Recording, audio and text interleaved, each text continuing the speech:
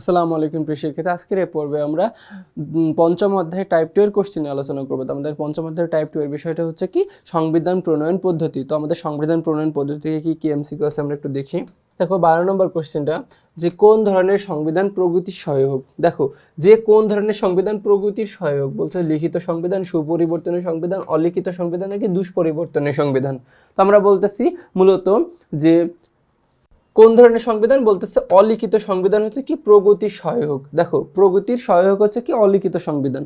এরপর 13 নম্বর, যে বাংলাদেশে যে পদ্ধতিতে সংবিধান প্রণয়ন করা হয় সেটা হচ্ছে কি 1 আইনসভা কর্তৃক পাশ করাতে হয়, 2 স্বৈরাচারের শাসকের পতনের মধ্য দিয়ে, 3 নম্বর সাধারণত লিখিত প্রকৃতির হয়। আচ্ছা, স্বৈরাচারের শাসকের পতনের মধ্য দিয়ে এটা আমাদের হয় না। তো দেখো আমরা বলতেছি যে 1 এবং 3। এরপর আমাদের একটা হচ্ছে উদ্দীপক আছে, উদ্দীপকটি পরে 14 এবং 15 নম্বর প্রশ্নের উত্তর দিতে বলতেছে ক রাষ্ট্রের 34 সদস্য বিশিষ্ট খসড়া সংবিধান প্রণয়ন কমিটি 300 ঘন্টা ব্যয় করে খসড়া শাসনতন্ত্র চূড়ান্ত করে। অবশেষে তা গণপরিষদের কর্তৃক গৃহীত হয় এবং যেটি উত্তম সংবিধান হিসেবে বিবেচিত হয়। 14 নম্বর বলতেছে উদ্দীপকে কোন দেশের সংবিধান প্রণয়নের ইঙ্গিত পাওয়া যায়। দেখো বাংলাদেশে, মার্কিন যুক্তরাষ্ট্রে, কিউবার নাকি যুক্তরাজ্য। তো আমরা বলতেছি এটা হচ্ছে মূলত বাংলাদেশের সংবিধানের প্রণয়নের ইঙ্গিত পাওয়া যায়। এরপর 15 নম্বরে, যে উক্ত সংবিধানটির উত্তম হিসেবে বিবেচিত হওয়ার কারণ কি। এটা হচ্ছে কি আমাদের বাংলাদেশ সংবিধান একটা লিখিত সংবিধান। 2 নম্বর কি প্রথাভিত্তিক নাকি 3 নম্বর মৌলিক অধিকারের সন্নিবেশ। তো আমরা বলতেছি দেখো এটা মূলত আমাদের প্রথাভিত্তিক এবং মৌলিক অধিকারের সন্নিবেশ, তিনটাই। তার মানে কি 1, 2 এবং 3। এরপর 16 নম্বর এমসিকিউটা দেখি। তো বলতেছে দেখো ম্যাগনা কার্টা কি যে ম্যাগনা কার্টা কি। একটা হচ্ছে অর্থ বিল, অধিকার সনদ, পার্লামেন্ট নাকি রাজা জন। তো দেখো আমরা বলতেছি ম্যাগনা কার্টা মূলত হচ্ছে কি অধিকার সনদ, একটা কি অধিকার সনদ। এরপরে 17 নম্বর, যে কিউবার সংবিধান কিভাবে প্রণয়ন করা হয়েছে, অনুমোদনের মাধ্যমে, বিপ্লবের দ্বারা, ক্রমবিবর্তনের মাধ্যমে নাকি আলাপ আলোচনার মাধ্যমে। তো আমরা বলতেছি যে কিউবার সংবিধান মূলত বিপ্লবের দ্বারা কি হয়েছে, বিপ্লবের দ্বারা হচ্ছে কি প্রণয়ন করা হয়েছে। এই কিউবার পাশে আরেকটা দেশ আছে দেখবো যে চীন, এই চীনের সংবিধানও কি এই বিপ্লবের দ্বারা সংবিধান কি হয়েছে প্রণয়ন করা হয়েছে। 18 নম্বর, যে ইংল্যান্ডের কে ম্যাগনা কার্টা নামে অধিকার সনদ কার্যকর করেন। তো আমরা জানি যে মার্গারেট থ্যাচার না, ভিক্টোরিয়া না, দ্বিতীয় এলিজাবেথ না, মূলত কি রাজা জন। ঠিক আছে। এরপরে 19 নম্বর কোশ্চেন,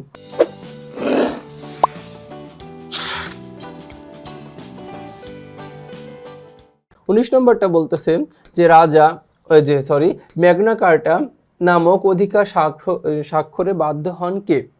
যে ম্যাগনা কার্টা নামক অধিকার স্বাক্ষরে বাধ্য হন কে, মূলত আমরা বলতেছি যে রাজা জন, রানী ভিক্টোরিয়া, রাজা এডওয়ার্ড নাকি রানী এলিজাবেথ। তো আমরা জানি যে রাজা জন মূলত অধিকার স্বাক্ষরে বাধ্য হন।